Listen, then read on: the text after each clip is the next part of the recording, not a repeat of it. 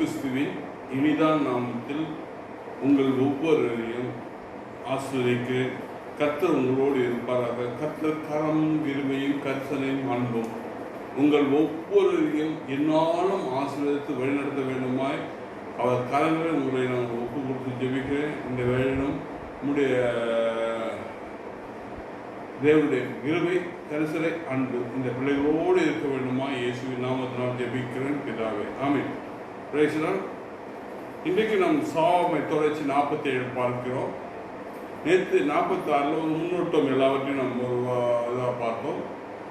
அதுக்கப்புறம் 1000 சாட்சி ஏற்கனவே நாம் தெளிவாக பார்த்தபடினாலே அதுக்கு அடுத்த சப்ஜெக்டுக்கு நாம் கடந்து செல்வதற்கு முன்பாக ஒரு முன்னோட்டத்தை பார்த்தோம். 1000 அரசாட்சிக்கு பின்பாக அங்கு வெள்ளை சிங்காசனம் என்று ஒரு காரியம் அங்கு காணப்படுகிறது. அந்த வெள்ளை சிங்காசனம் நியாய தீர்ப்பு எல்லாம் ஒன்று தொடர்புடையதாக காணப்படுகிறது. பாருங்க, வெள்ளை சிங்காசனத்தில் நாம் பார்ப்போம்னா வெளிப்படுத்தல் 20வது அதிகாரம் 11 15 மட்டும். அந்த 11வது வசனத்தை நாம் வாசிக்கிற பொழுது பின்பு என்று எழுதப்பட்டிருக்கிறது. அப்போ பின்பு என்று ஒரு இது ஆரம்பிக்குதுன்னா அதுக்கு முன்பு ஏதோ ஒரு செய்தி இருக்கிறது. அது என்ன என்று பார்த்து நம்ம ரொம்ப கடந்து செல்வோம்.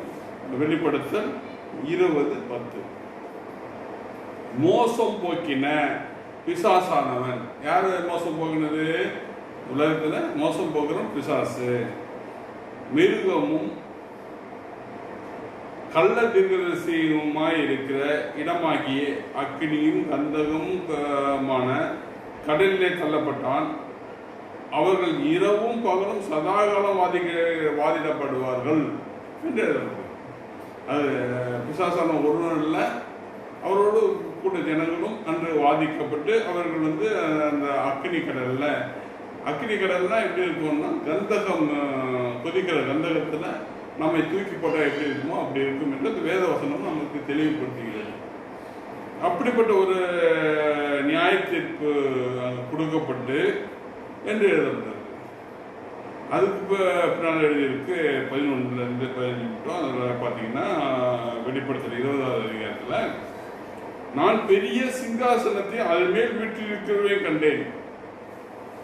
பெரிய சிங்காசனம் அது மேல் வீட்டிலிருக்கிறது. இந்த வெள்ளை சிங்காசனம் என்று பீமா என்று சொல்லப்படுகிற இந்த நிகழ்வுகள் அன்றைக்கு நடைபெறுகின்ற ஒரு நிகழ்வுகள். அது மேல் வீட்டில் இருக்கிறவரை கண்டேன். அப்போ நியாயம் தீர்ப்பதற்காக அங்கு இயேசு அமர்ந்திருப்பதை நான் கண்டேன் என்று யோவான் ஸ்நானகருக்கு அங்கு தரிசனமாய் கொடுக்கப்பட்ட செய்தி. இப்படி நடக்கும் என்பது முன்னதாகவே அவருக்கு வெளிப்படுத்தப்பட்ட செய்தி. அது சில விஷயங்கள் அவருக்கே தெரியலன்னு சொல்லி அவர் தேவ தூதர்கிட்ட கேட்கறது சொல்லுது. அதில் நாம் பார்க்க முடிகிறது. அதில் பார்த்தபோது அதில் சொல்றது, அவருடைய சமூகத்திலிருந்து பூமியும் வானமும் அகன்று போயின. அவர் இருந்த இடத்துல இருந்து வானமும் பூமியும் அகன்று போயின, அது இல்லாமல் போயிற்று. பழைய வானமும் பழைய பூமியும் இல்லாமல் போயிற்று. இதுதான் அந்த சிங்காசனம் அவர் அமர்ந்து இருந்த போது அவருடைய ஆட்சி காலத்தில் நடைபெறுகின்ற முக்கியமான ஒரு சம்பவமாய் காணப்படுகிறது. இதில் தான் அப்புறம் புதிய வானம் புதிய பூமியை குறித்து நிறைய பேர் கேள்வி கேட்குறாங்க. ஆனால் நாம் அப்படி அதுக்குள்ளே இவ்வளோ வேகமாக போவோமானால் நமக்கு ஒன்றுமே புரியாது. எனவே நம்ம முதலாவது இந்த வெள்ளை சிங்காசனத்தை தெளிவாய் பார்த்து விட்டு அதற்கு அப்புறம் நம்ம அதுக்குள்ள புதிய வானம் புதிய பூமிக்குள்ள நம்ம கடந்து செல்வது நன்றாக இருக்கும். பாருங்க, அவைகள் இருந்த இடங்களும் காணப்படவில்லை. அங்கே இருந்ததும் தெரியல, அதுக்கான அறிகுறி இல்லை, ஒன்றும் இல்லை, நகர்ந்து போயிட்டு. அதில் 12வது வசனம் சொல்றது, மருத்துவர் ஆகிய சிறியோரையும் பெரியோர் தேவன் முன்பாக நிற்க கண்டேன். யார் அங்கே நிற்கிறது? சிறியோரும் பெரியோரும் நியாய தீர்ப்புக்காக முன்பாக நிற்கிறார்கள். நின்ற போது என்ன நடக்கிறது? அப்பொழுது என்று ஆரம்பித்து 12வது வருஷம் வெளிப்படுத்தது 20:12 தொடர்ச்சியாக புஸ்தகம் திறக்கப்பட்டது. ஜீவ புஸ்தகம் என்னும் வேறொரு புஸ்தகமும் திறக்கப்பட்டது.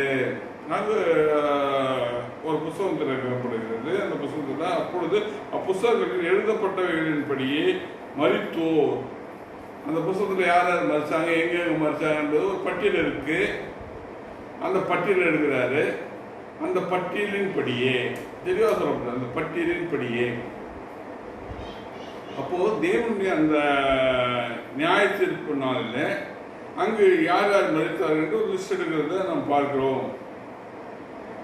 அப்படியே தங்கள் தங்கள் கிரியைகளுக்கு தக்கதாக நியாய தீர்க்கப்பட்டார்கள்.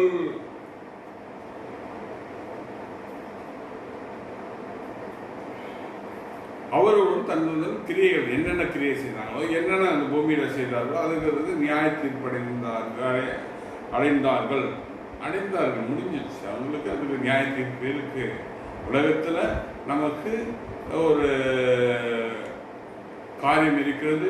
அந்த காரியம் என்னவென்றால், நாம் இந்த உலகத்தில் நாம் செய்கின்ற எல்லா காரியங்களும் அங்கு எழுதப்பட்டிருக்கும். அதற்கான பதில் நாம் சொல்லியாக வேண்டும்.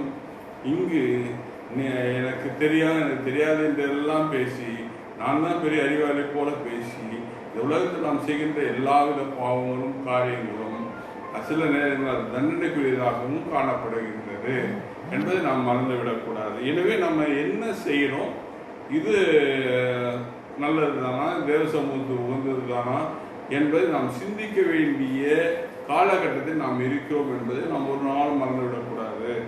அதில் 13வது வசனம் வெளிப்படுத்தல் 20:13 பார்த்து கொண்டிருக்கோம். சமுத்திரம் தன்னில் உள்ள மருத்துவரை ஒப்புவித்தது. சமுத்திரத்தில் மறிச்சாங்களே, கடல்ல மறிச்சாங்களே, அவங்க எல்லாரும் அந்த சமுத்திரம் அந்த மருத்துவரை ஒப்படைத்தது. மரணமும் பாதாளமும் தங்களிடம் உள்ள மருத்துவரை ஒப்புவித்தது. யாவரும் தங்கள் தங்கள் கிரியின்படி நியாய தீர்ப்படைந்தார்கள். நியாய தீர்ப்படைந்தார்கள். நியாய தீர்ப்பு என்பது நிச்சயமா நிறைவேறி முடிக்க வேண்டிய அடைந்தார்கள் என்று எழுதப்பட்டிருக்கு. இன்னும் அதில் 14வது வசனம் பார்த்தீங்கன்னா, அப்பொழுது மரணமும் பாதாளமும் அக்கினி கடன் தள்ளப்பட்டது. இது 2ஆம் மரணம். அதற்கு நாம் வைத்திருக்க வேதம் சொல்கிற பேர் என்னன்னா 2ஆம் மரணம். அதுதான் நான் சொல்றேன். 2ஆம் மரணத்துக்கு பங்குள்ளவராக நாம் இருக்கக்கூடாது. எனவே நாம் சாவாமை சரித்திரம் நாம் இந்த உலகத்தில் இருக்கணும். சாவாமைக்குரியவராக நாம் இருக்க வேண்டும். நாம் சாவாமைக்குரியவராக இருந்தால் மட்டுமே நாம் அந்த மரணத்துக்குள் நாம் கடந்து செல்ல மாட்டோம். அப்பொழுது நம்முடைய வாழ்க்கையை, நிலையான வாழ்க்கையை, நித்தியமாக வாழ்கின்ற வாழ்க்கைக்கு நாம் பங்குள்ளவராய் மாறுவோம். எனவே ஆத்மா மரணம் என்ற அந்த மரணத்துக்கு நாம், அந்த 2ஆம் மரணத்துக்கு நாம் ஒப்பு கொடுக்காமல் நாம் என்னாலும் ஜீவனுள்ளவர்களாக இருக்கும்படி, அந்த ஆத்மா மரணத்திலிருந்து விடுபடும்படி நம்முடைய வாழ்க்கையை ஒரு சீராக்கி கொள்ள வேண்டும். வாழ்க்கையை நாம் நேராக கடைபிடித்து அந்த வாழ்க்கையில் நாம் கடந்து செல்ல வேண்டும் என்பது நமக்கு கொடுக்கப்பட்ட ஒரு காரியமாக இருக்கிறது. எனவே நாம் அந்த அக்கினி கடலில் தள்ளப்படுகின்ற அந்த காரியங்கள் நாம் இல்லாதவாறு, அதற்கு ஒரு பாத்திரங்களாக நாம் இல்லாதவாறு நம்மை நாம் நிதானித்து, நமக்கு ஒரு ஞானம் இருக்கிறது, நமக்கு ஒரு அறிவு இருக்கிறது. எல்லா மதங்களும் சொல்கின்ற ஒரு சில காரியங்கள் இருக்கிறது. நரகத்தை குறித்து எல்லா மதங்களும் சொல்கிறது. எனவே அந்த நாம் இப்படிப்பட்ட ஒரு காரியத்தை நாம் செய்துவிடக்கூடாது. வானத்தையும் பூமியும் சிருஷ்டித்த ஒரே தேவன் தான். அந்த ஒரு தேவனிடத்தில் நாம் சென்றடைய வேண்டியது நமக்கு நியமிக்கப்பட்ட காரியமாக இருக்கிறது. எனவே அந்த நியமித்தபடி நாம் ஓட வேண்டும்.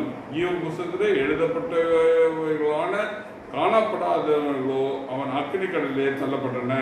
ஜீவ புத்தகத்தில் யார் யார் பேர் இருக்குதோ அவங்க மட்டுமே அங்கே நின்றாங்க. அவங்க இல்லாதவங்க அங்கே பங்கடைந்தாங்க. இங்கே தேவனுடைய வல்லமையும் தேவனுடைய கிருபையும் நியாய தீர்ப்பதா அங்கே அமர்ந்திருப்பதை நாம் பார்க்கிறோம். இதை குறித்து நீங்கள் பார்த்தீங்கன்னா யூதா அதிகாரத்தில், யூதா ஒரு அதிகாரம் நடக்குது. யூதாவில் 5வது வசனத்தில், நீங்கள் முன்னமே அறிந்திருந்தாலும், தெளிவாக சொல்றார், நீங்கள் முன்னமே அறிந்திருக்கிறீங்க, உங்களுக்கு முன்னமே தெரியும். இப்போ இதை பார்த்துக்கிறவங்களுக்கு எல்லாருக்கும் இது முன்னமே தெரியும். இது நான் உங்களுக்கு சொல்றது போலவே வேத வசனம், வேத சத்தியம் எழுதியிருக்கிறது. என்ன இது? நான் உங்களுக்கு நினைப்பூட்ட விரும்புகிறது என்னவெனில், நான் உங்களுக்கு நினைப்பூட்ட வேண்டியது என்னவெனில் என்று அங்கே எழுதியிருக்கிறது என்றால், இப்போ நான் உங்களோட பேசுகிறது, நானே உங்களோட பேசுகிற மாதிரி இருந்தாலும் இங்கே ஆவியானவர் உங்களுக்கு நினைப்பூட்ட விரும்புவது என்னவென்றால், உங்களோடு பேசிக்கொண்டு இருக்கிறது ஆவியானவர் என்பதை வெளிப்படுத்தும்படி இந்த வசனங்கள் தெளிவாக எழுதப்பட்டிருக்கிறது. நீங்கள் முன்னமே அறிந்திருந்தாலும் நான் உங்களுக்கு நினைப்பூட்ட விரும்புகிறது என்னவெனில், என்ன அப்படி நினைப்புறாரு? கர்த்தர் தமது ஜனத்தை எகிப்திலிருந்து வர பண்ணி ரட்சித்து, எகிப்திலிருந்து இஸ்ரவேல் ஜனங்களை ரட்சித்து கானானுக்கு கொண்டு வந்தார். ஆனாலும் பின்பு விசுவாசியாதவர்கள் அடித்தார். கொண்டு வந்தார், மீட்டார், கொண்டு வந்தார், எல்லாம் பண்ணார். ஆனா அவருக்கு பரிசுத்த குறைவானவர்களை பார்ப்பதில் கொஞ்சம் கவலைகள் இருக்கிறது. ஏனென்றால் அவர் பரிசுத்தர் என்று சொல்லப்பட்டார். அவர் பாவிகளுக்காக இந்த பூமியில் வந்தாலும் பாவிகள் மனம் திரும்பாத போது, தன்னுடைய பாவத்தை அவர் ஒற்றுக்கொள்ளாத போது, பாவத்துக்கு அவர்கள் விலகாத போது நியாய தீர்ப்பு என்பது நிச்சயம் உண்டு. அதற்கான இந்த கிருபையின் காலத்தில் அவர் நினைப்பு ஊட்டுகிறார், அவர் உங்களோடு பேசுகிறார், அவர் உங்களை நடத்துகிறார், எல்லாம் செய்கிறார். உங்களுக்காக பிதாவிடத்தில் மன்னிப்பு கேட்கிறார், பரிந்து பேசுகிறார், எல்லாம் பண்ணுகிறார். ஆனால் நீங்கள் அது மனம் திரும்பாத போது இந்த 1000 ஆண்டு அரசாட்சியிலே உங்கள் வாழ்க்கை ஒரு கேள்விக்குரிய அந்த அக்கினி கடலில் தள்ளப்பட்ட நிகழ்வுகள் அங்கு நடைபெறும் என்று சொல்லப்பட்டிருக்கிறது. இல்லை, யூதா 7 பார்த்தீங்கன்னா அப்படியே சேதம் கோமரா பட்டணத்தார்களும் அவைகளை சூழ்ந்த பட்டணத்தார்களும், அதே யூதா 7 தான், அவர்கள் போல் விபச்சாரம் பண்ணி அந்நிய மாமிசத்தை தொடர்ந்து நித்திய ஆக்கினையில் அடைந்தார்கள். நிஷ்டாங்கமாக வைக்கப்பட்டிருக்கிறார்கள்.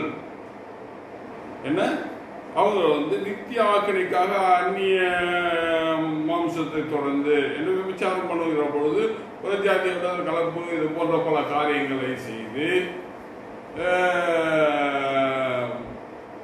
அவர்களுக்குள் இருக்கின்ற காரியங்களை பார்த்தபோது அவர்களை அவர் நியாய தீர்ப்புக்காக வைத்திருக்கிறார். யார் இவங்க? விபச்சாரம் பண்ணுறவர்கள், அந்நிய மாம்சத்தோடு தொடர்ந்து என்று எழுதப்படுகிறது.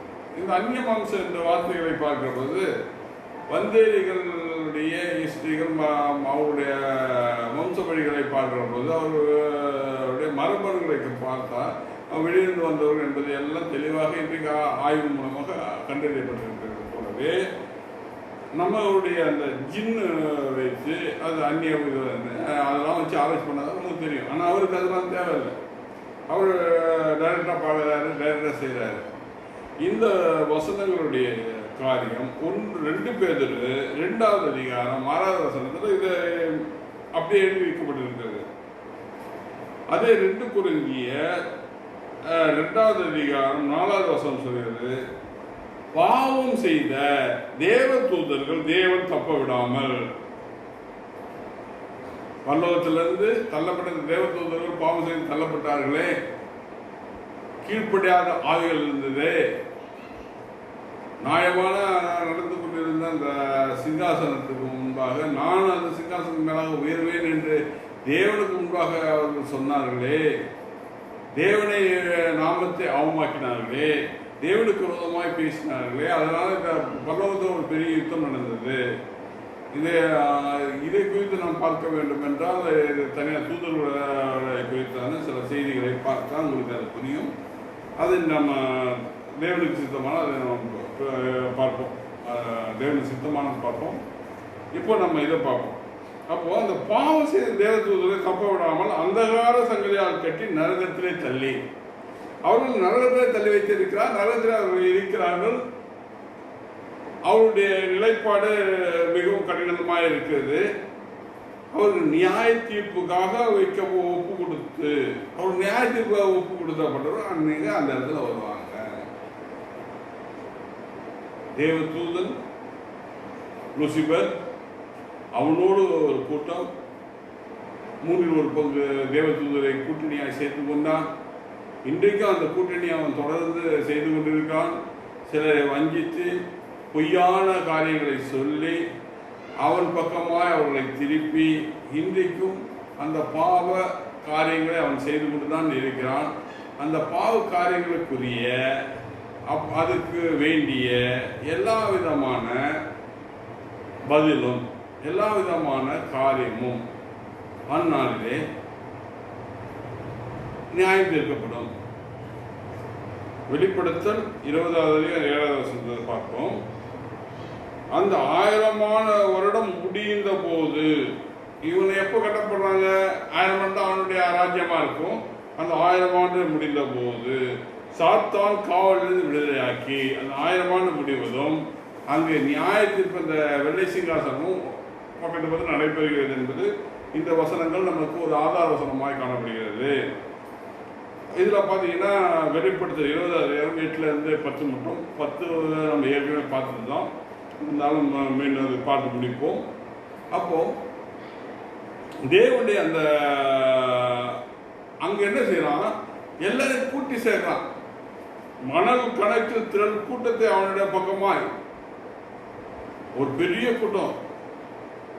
நீ பார்த்தீங்கன்னா தெரியும், பொய்யர்களுடைய கூட்டம் பெருசா இருக்கு, சங்கிகள் கூட்டம் பெருசா இருக்கு, தேசங்கள்ல மக்களுக்கு விரோதமாய் செயல்படுகிற கூட்டம் பெருசா இருக்கு, குடும்பத்துல குடி வெறியோடு குடும்பத்துடைய காரியங்களை செய்யாத, குடும்பத்தில் வருமானங்கள் அங்கு பசி பண்ணியோட போட்டு குடிக்கின்றவர்களுடைய கூட்டம் பெரிதாக இருக்கிறது, கொள்ளையடிக்கிற கூட்டம் பெரிதாக இருக்கிறது, யார் ஏமாற்றலாம், யார் இடத்துல எப்படி பணத்தை பெருக்கலாம் என்று சொல்லுகிற ஒரு கூட்டம் பெரிதாக இருக்கிறது, மக்களுடைய பணத்தை கொள்ளையடித்து கொண்டு போகின்ற பல கம்பெனிகள் உருவாகுவது பெரிதாக இருக்கிறது. கூட்டமாய் மக்களை ஏமாற்றியும் மக்களை பண்ணியும் எங்கே போனால் ஒரு காரியங்கள் கொள்ளையும் பொய்யும். வேலைக்கு ஆட்களை அழைத்தால் சில நேரத்தில் தொழிலாளர்களும் சில நேரத்தில் பொய்யை சொல்வதை நாம் பார்க்க முடிகிறது. தொழிலாளர்கள்னால் கான்ட்ராக்ட் லேபர்ஸ், கான்ட்ராக்ட் எடுக்கிறாங்க. அவங்க பாவம் தொழிலாளியை வந்து அந்த என்ன கூலி அந்த கூலி வாங்கி போயிடறான். அந்த லேபர் கான்ட்ராக்ட் எடுத்து செய்யறாங்க, அவன் சொல்ற போய் அங்கே காணப்படுகிறது. பொருட்களை கொள்ளையடிக்கிறது, வீடு கட்டுறது. எனக்கு தெரிஞ்ச ஒரு மேஸ்திரி ஒருத்தர் இருந்தார். ஐயா அப்படி பேசுறது ஒயிட் அண்ட் ஒயிட்டு, அவர் பேசுறதை பார்த்தா அவ்வளோ நல்லா இருக்கும். ஆனால் அவருடைய குடும்பத்தில் சாபம், குடும்பத்தில் எப்போ பார்த்தா கஷ்டம், துன்பம், துயரம். அவங்க தம்பி மனைவி அவரோட எல்லாம் ஓடி போய் இப்படி பல காரியங்கள், குடும்பமே சின்ன பின்னமாயிடுச்சு. ரட்சிக்கப்படாத ஜனம். இதுக்கான அடிப்படை காரணம் என்னன்னு அவங்களுக்கு தெரியல. இப்படிதான் உலகத்தில் நிறைய பேர் பாவத்தில் விழுந்து பாவத்தில் அதனால பிரதிபலனை அனுபவிச்சு கஷ்டப்பட்டு துன்பப்பட்டு வேதனைப்பட்டு இதெல்லாம் அவங்க தன்னை மாற்றிக் கொள்கிற போது ராஜேந்திராஜன் நீதி செய்கிற போது உலகத்தில் அவங்க ஆசுவாதமாக இருப்பார்கள் என்பதற்காக தான் இதெல்லாம் நம்ம பார்த்து கொண்டு இருக்கோம். அவர் வானத்திலிருந்து யுத்தம், தேவனுடைய யுத்தம் நடக்குது. இவங்கெல்லாம் ஒன்றா கூட்டி சேர்ந்ததுலாம் பெருசாக என்னதான் எவ்வளோ பேர் தான் வந்து சேர்ந்தாலும் சரி, தேவன் முன்பாக அவர் ஒன்றுமே இல்லை. எனவே வானத்திலிருந்து ஒரு அக்கினி வந்து அவர்களை முழுமையாய் அழித்து போடுகிறது. தேவன் இறங்கி அவர்களை பட்சித்து போட்டது. அந்த அக்கினி என்ன செய்யுது? தேவனுடைய அக்கினி வானத்தில் இறங்கி அவர்களை பட்சித்து போட்டது. அவர்களை அந்த நரகத்துக்கு தள்ளப்பட்டது. அக்கினியும் கந்தகமும் ஆன கடலிலே தள்ளப்பட்டான். நம்ம ஃபஸ்ட்டு பார்த்தோமே, அது அக்கினியும் கந்தகம் எரியுன்னா அந்த கடலில் அங்கே தள்ளப்படுகிறது நம்ம பார்க்கிறோம். இதோட இந்த நியாயத்தீர்ப்பு முடியல. இன்னும் வந்து மக்கள் மேலெல்லாம் நியாயத்தீர்ப்புலாம் இருக்கு. நம்ம தொடர்ந்து பார்க்கணும். ஒரு நாளில் முழுசாக பார்த்தால் பொறுமையாக பார்ப்பது கடினமாக இருக்கும். அக்கினியும் கந்தமும் ஆன கடலிலே தள்ளப்பட்டார்கள். அவர் இரவும் பகலும் சதா காலம் வாதிடப்படுவார்கள். சதா காலமும் அவர் வாதிடப்படுவார்கள். அப்போ சிந்தியுங்கள், இது நமக்கு தேவையா? ஆத்ம மரணம் என்ற இதற்கு பெயர். இந்த மரணத்துக்கு ஆத்மா மரணம் என்ற பெயர். நம்ம ஆத்மாவை அழிவுக்கு ஒப்பு கொடுக்க வேண்டுமா? சிந்தியுங்கள். ஆத்மா சாவாமை தேவையா? ஆத்மா மரணம் தேவையா? சாவாமை தேவையா? சாவமை தான் நமக்கு மிக மிக முக்கியம். இயேசு கிறிஸ்துவின் உடன் பங்காளியாக இருக்கிறவர்களும் சிலர் வஞ்சிக்கப்படுவாங்க சாசனால. அதில் இருக்கிறவர்கள், அந்த நீதியின் வழி நடக்கிறவர்கள் தேவனுடைய ராஜ்யத்தில் அவர்கள் ஆசீர்வதிக்கப்படுவார்கள். அவர்களுக்கு தேவ கிருபையும் தேவ கரிசனையும் தேவ அன்பும் அவர்களோடு இருக்கும். அவர்கள் என்னாலும் ஆசீர்வதித்து அவர்கள் வழிநடத்தும்படி, அவர்கள் என்னாலும் நித்தியமாய் தேவனோடு இருக்கும்படி, 1000 ஆண்டு அரசாட்சியில் இயேசுடைய ஆட்சியோட முடியல நம்முடைய வாழ்க்கை. அந்த இயேசுடைய ஆட்சிக்கு பிறகாக நித்தியமாய் பிதாவுடைய ஆட்சிக்குள்ள நம்மை ஒப்பு கொடுக்கிறார். நித்தியமாய் பிதா நம்மை ஆள்கை செய்வார். பிதா கிட்ட நம்ம அங்கே போகிறதுக்கான தகுதி நமக்கு ஒரே ஒரு தகுதி தான் இருக்குது. அந்த தகுதி, அந்த பரிசுத்தத்தின் நிறைவு, அந்த பரிசுத்த நிறைவு அடையும் வரை இந்த பூமியிலும் அந்திகிறிஸ்து ஆட்சி காலத்திலும் பூமியில் சிக்ஷையினால் நம்மை சரிப்படுத்துகிறார். அந்திகிறிஸ்து ஆட்சி காலத்தில் அவனுடைய துன்புறுத்தினால் நம்ம சரிப்படுத்தப்படுகிறோம். ஒரு சிலர் மீட்கப்பட்ட ஜனங்களை குறித்து நான் பேசுனேன். ரகசிய மீட்கப்படாத ஜனங்களுக்கு பேசிக்கிட்டு இருக்கேன். அவர்கள் அப்புறம் அந்த நியாய தீர்ப்பு, இந்த நியாய தீர்ப்புடையும் எல்லாத்தையும் சரி பண்ணிட்டு அந்த கடைசியாக எஞ்சி இருக்கிற பிள்ளைகள் தேவனுடைய பிள்ளைகளாய் பரிசுத்தம் உள்ளவர்களாய் பூர்ணமடைந்தவர்களாக இருக்கிறார். அவர் தேவ சமூகத்தை அவர் சேர்க்கப்படுகிறார். இதுக்கான ஆயத்தம் தான் இந்த உலகத்தில் நடந்து கொண்டு இருக்கிறது என்று நாம் புரிந்து கொள்ள வேண்டும். வெள்ளை சிங்காசனம், இது தொடர்ச்சியாக நாளைக்கு நாம் பார்க்க போயிடும். வெள்ளை சிங்காசனத்தை நாளைக்கு பார்க்க போயிற சப்ஜெக்ட் என்னன்னா, வெள்ளை சிங்காசனத்தில் இந்த உலகத்தில் மனிதர்கள் எப்படி நியாயம் தீர்க்கப்பட போகிறாங்க, அந்த மனிதர்களுடைய யார் அவங்க என்னென்ன கிரியைகள் செய்தாங்க, தன் கிரியைக்கு தக்கதாய நியாய தீர்ப்புன்னு சொன்னார்ல, அந்த கிரியை என்னன்னு பார்க்கணும்ல, அது நம்ம தொடர்ச்சியாக கர்த்தருடைய ஆசிரியர் வல்லமை கிருபையுள்ள தேவனே, இந்த பிள்ளைகளை இந்த கரங்களை நான் ஒப்பு கொடுக்கிறேன். இந்த பிள்ளைகளோடு உங்களுடைய கரம், உங்களுடைய கிருபை, உங்களுடைய கரிசனை, உங்களுடைய அன்பு இருக்கட்டும். இந்த பிள்ளைகளுடைய அப்பா அந்த சாவமை தரித்திரவாய்களை மாற்றும். அந்த ஆத்ம மரணம் என்ற 2ஆம் மரணத்துக்கு இவருடைய ஒப்பு கொடுக்காதவர்கள் காத்துக்கொள்ளும். இவர்களை அந்த பரிசுத்தத்துக்குள் இவருடைய காத்துக்கொள்ளும் தேவனே. இவரோடு உங்களுடைய கரமும், உங்களுடைய கிருபையும், உங்களுடைய கரிசனை, உங்களுடைய அன்பு இருக்கிற அப்பா இந்த உலகத்தில் எதற்காக தெரிந்து கொள்ளப்பட்டார்களோ அந்த நோக்கத்தை இவர்கள் நிறைவேற்ற நிறைவேற்றாகும். இவர்கள் குடும்பங்களை ஆசிரியதையும், இவர்களை ஆசிரியதையும், வியாதி பொருள்களுக்கு இவர்களை விடுதலை பண்ணும். இவர்கள் தேவைகள் சந்திக்கப்படட்டும். இவருடைய வாழ்க்கையில் ஒவ்வொரு காரியமும் நிறைவேறத்தக்கதாக இன்றைக்கு நான் ஒப்பு விடுகிறேன். இன்றைக்கு நீங்கள் ஒரு ஜபத்தை நிச்சயமாய் செய்ய வேண்டுமாய் கர்த்தர் உங்களோடு பேசிக்கொண்டிருக்கிறார். இன்றைக்கு இரவில் நீங்கள் உங்களுடைய பாவங்களை நீங்களும் கர்த்தரும் மனிதர்கிட்ட சொல்லாதீங்க.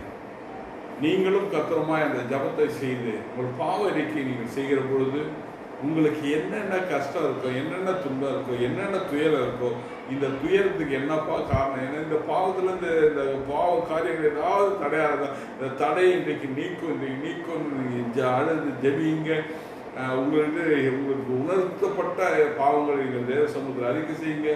நிச்சயமாக அதனுடைய பலனை நீங்கள் அனுபவிப்பீர்கள். ஒரு போதகர் ஜெபிப்பதை காட்டினோம், நீங்கள் ஜெபிப்பதை காட்டினோம். பாவ அறிக்கையை நீங்கள் தேவ சமூகத்தில் அறிக்கையிட்டு நீங்கள் ஜெபித்து நீங்கள் ஒப்புரவு ஆகிற பொழுது நிச்சயமாய் அதனுடைய பலனை உடனே அனுபவிப்பீர்கள் என்று இந்த நேரத்தில் தேவ சமூகத்திலிருந்து சொல்கிறேன். நீங்கள் அதற்காக இன்றைக்கு உங்களை நீங்கள் ஆயத்தப்படுத்துங்க. கர்த்தர் உங்களை ஆஸ்வதிப்பார். கர்த்தர் கரம், கிருபை, கரிசனை, அன்பு உங்களோடு இருப்பதாக.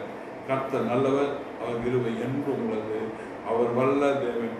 அவர் இன்றைக்கு உங்களுக்கு சகலத்தை செய்ய போதுமானவராக இறங்கி வந்திருக்கிறார். அவருடைய கருத்துக்கு உங்களுடைய மூடி பாதுகாத்து உங்களுடைய ஒப்பு கொடுக்கிறேன். அவர் கிருபையும் அவர் கரிசனையான அன்பும் என்னாலும் உங்களோடு இருக்க வேண்டுமா இயேசுவின் நாமத்தால் வேண்டுகிறேன் பிதாவே. ஆமீன், ஆமீன், ஆமீன். Praise God, brothers and sisters. Praise God, praise God, praise God, praise God.